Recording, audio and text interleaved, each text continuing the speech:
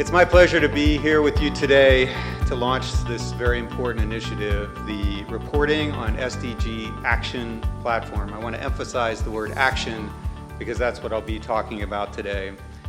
The Action Platform is a joint initiative of UN Global Compact and GRI, where we are creating the global mechanism for business to measure and to report on its contribution to the SDGs. It's very important that the private sector plays a role in achieving the global goals, because otherwise we believe that the global goals will not be met in 2030, which is less than 5,000 days from now. At the end of the day, the private sector is the people that they employ everybody, they create the products and services, they're the ones who can create the good and do the damage. So it's really important that the private sector participate in achieving the SDGs because there's a massive funding shortfall in what's required to deliver them. It is important that the private sector take part in the SDGs simply because they play an enormous role today in society, both on economic and the social landscape. So it will be completely unrealistic and impossible to reach the SDGs without the participation of the private sector.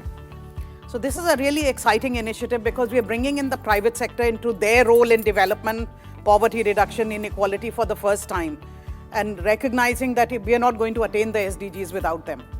The three results that we expect from the Action Platform are, first of all, a concrete list of priority targets for business under the Sustainable Development Goals. And secondly, it will be much easier for business to understand, assess and report on those targets under the SDGs. And the third result is that users of the information, investors, governments, civil society, will have access to those data and really understand what the contribution is of business to the SDGs. The world looks like in 2030, when we achieve the SDGs, a world that looks multidimensional, holistic and more inclusive, and it gives us the base to actually be sustainable. I hope we will have a world that we all want, a world without poverty, a world with peace, a world with a solid environment, and a world with equality for everybody. And if we get there, I'm looking at companies, governments, even ordinary citizens living in a much more just and environmentally sustainable world than we have today.